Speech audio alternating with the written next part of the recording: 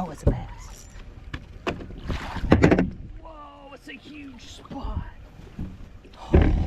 Oh, look at the size of that spotted bass.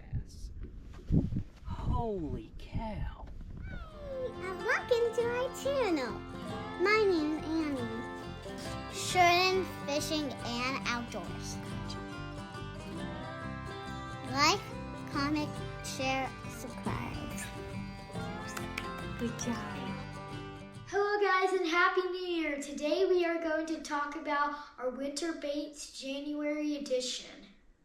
That's right. In December we talked about our top winter baits, and we kind of had a focus on the Alabama rig and the jerkbait in December. Well, those same baits are going to be on the deck, but this particular edition for January, we're going to kind of talk about the jighead minnow and kind of what our setup for that is, as well as Ethan's spoon setup. We're going to kind of start it off with a jighead minnow, and I'm going to kind of show you my setup here. All right, here is my jighead minnow setup, Demiki rig, hover rig, whatever you want to call it, but whenever I'm scoping those suspended bass.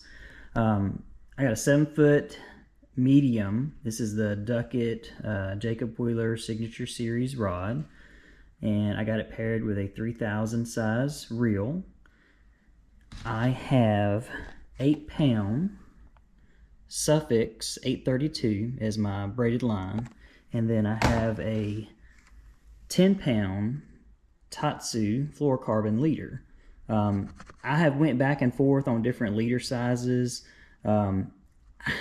I've tried the 6 and 8, and on Guntersville, I've had some break off, and the 10 I've about settled on it. I used 12 for a while and had luck with that, and I wanted to go a little smaller.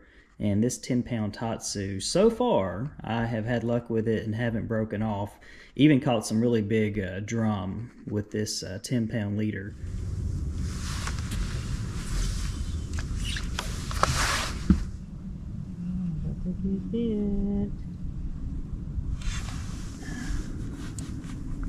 Another drum boy, I'm pretty sure.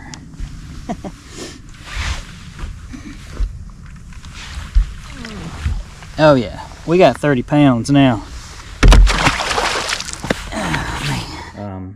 Good stuff, really good line. That's my leader of choice. In the winter, I feel like you need 3 in particular. You need an 1/8 ounce for those bass that are suspending high in the water column, a 3/16 and a 1/4. The 3/16 will still work for those deeper bass, but you just have to realize it's going to be a little bit slower getting down there to them. Back early in December, I still had, we had water temperatures in the upper 50s, and those bass were still pretty active. And I would make a cast at them, and by the time the 3/16 got down to them, the bait ball and the bass said they'd already moved. So I had to change up to a 1/4 ounce. Now it's, the water's colder now. If you can get away with a 3/16, I like it because you can really keep that, the lighter it is, you can really kind of hover it and keep it in their face longer.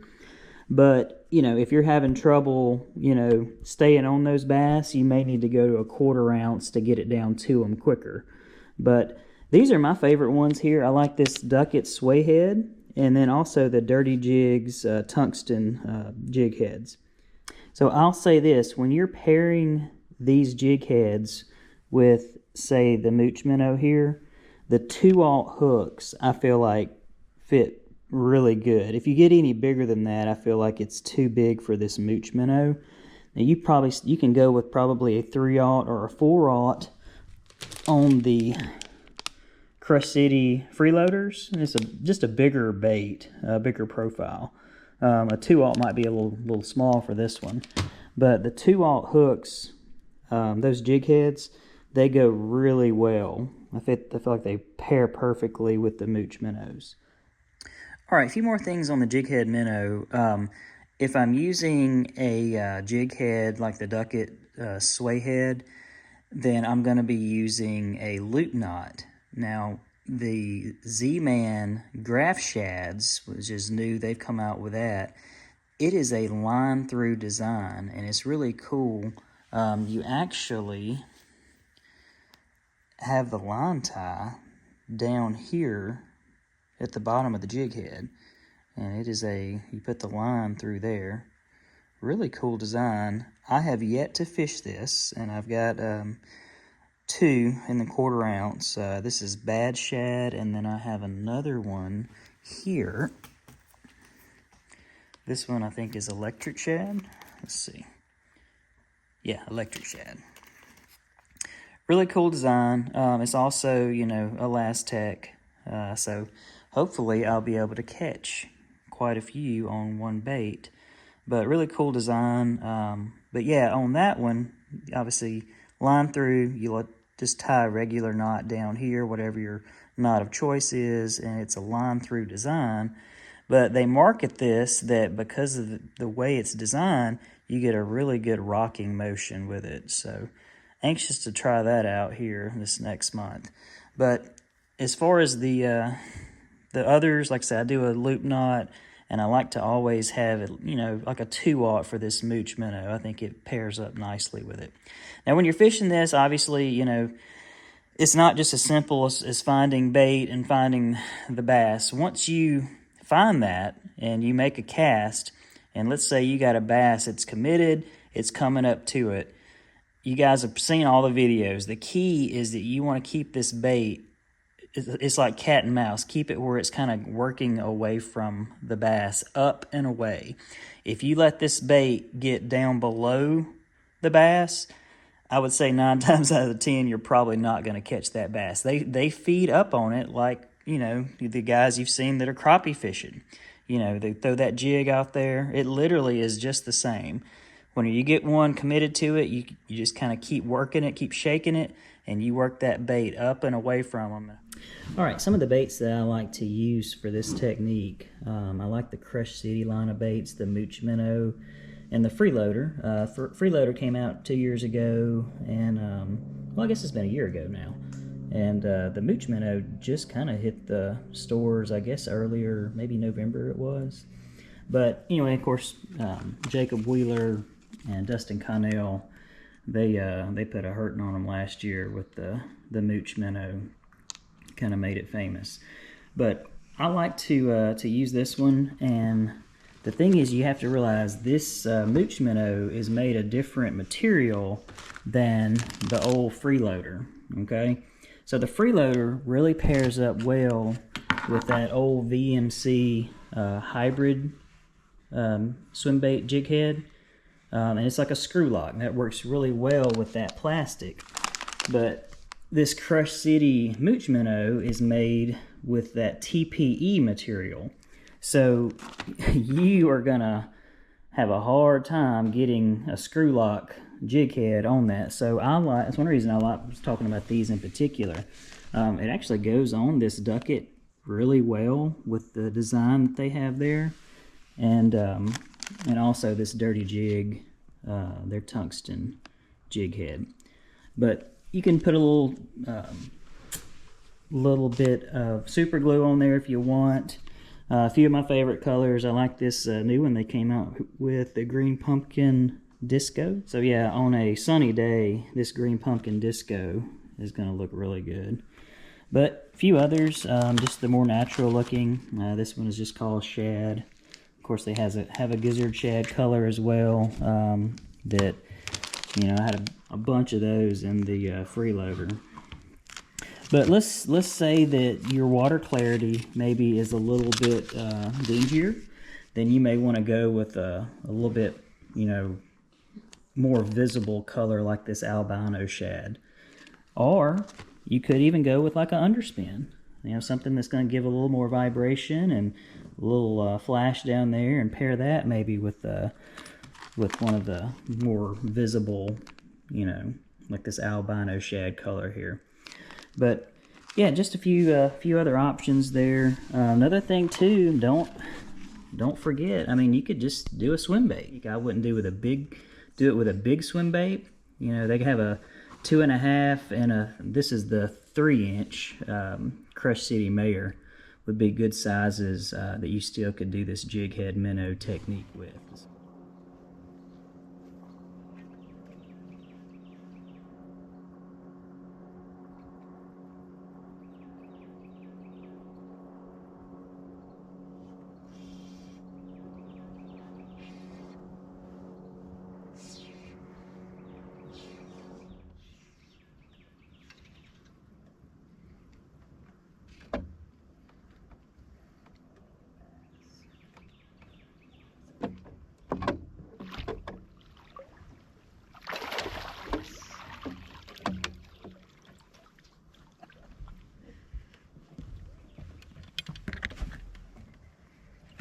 All right, the next thing we're going to talk about is kind of an offshore kind of deal during the winter. We talked about using like a jig head minnow and scoping. Another technique that you can kind of scope these fish with in the wintertime is like using a spoon or a blade bait. And we're going to talk about those briefly here. Two of our blade baits that we like. One here is a mega bass. I think it's called the Dyna Response.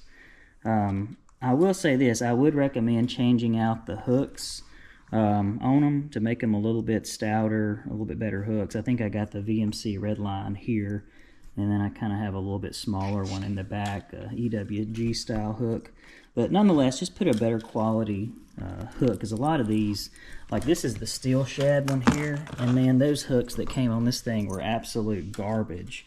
So put you on some higher quality hooks on these blade baits. Another thing that we do on these, and we do it on all of our spoons and our blade baits, is that we attach a little swivel right up there.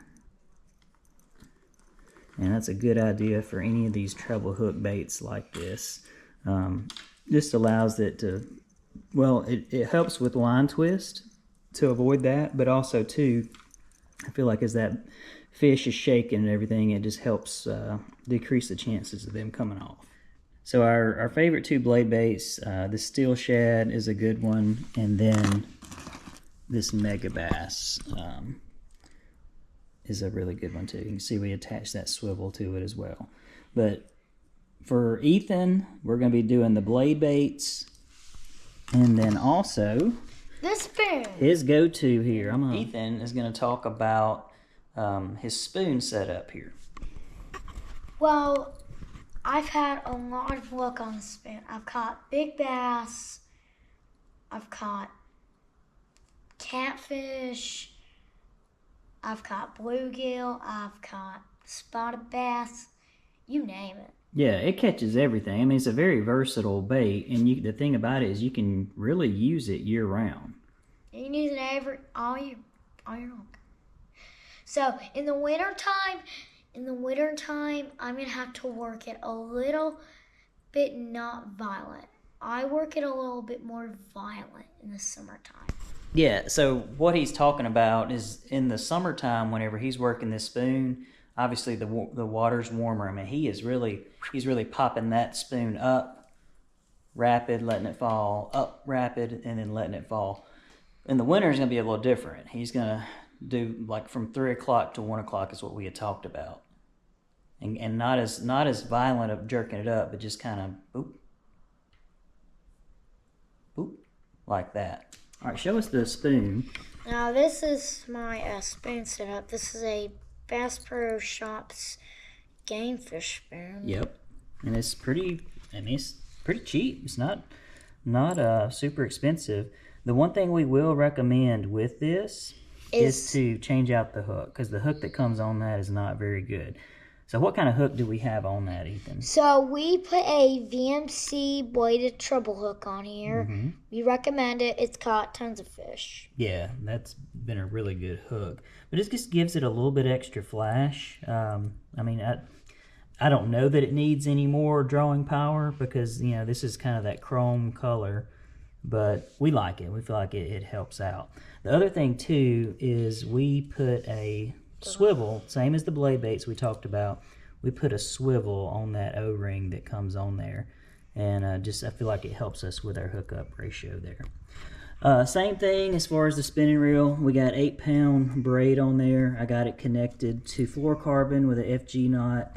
The only thing, the thing that's a little bit different in the winter versus in the summer, is whenever we had like 10-pound fluorocarbon on there in the summer, or sometimes 12, we've upped this to 15-pound fluorocarbon for the winter. And the reason for that, we feel like whenever it pops it up, that little bit bigger diameter is going to help that rate of fall be just a little bit slower. So try that whenever you do this setup. Oh, whoa, see him right there. Right there. All right, let's see if I can get this Right there. untangled. Yeah.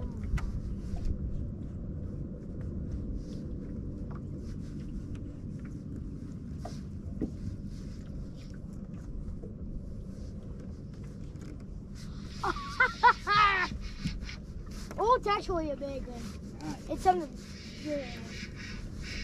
Okay. Oh, no horse hitting that. It's a big largemouth. Where is it? Oh, it's a big largemouth. Oh my goodness, Ethan, it's a giant. Oh.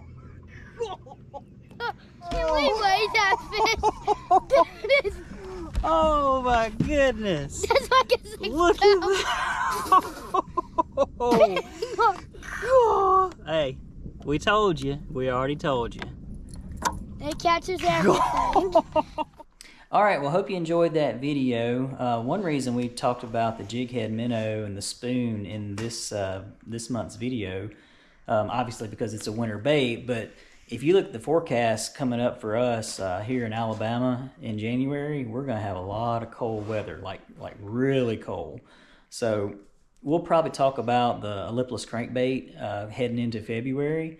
And you can still catch them with a lipless crankbait right now, but you know, as cold as it's going to be, some of those shallower grass flats, I feel like some of those bass are going to kind of ease off into deeper water and into some of the ditches.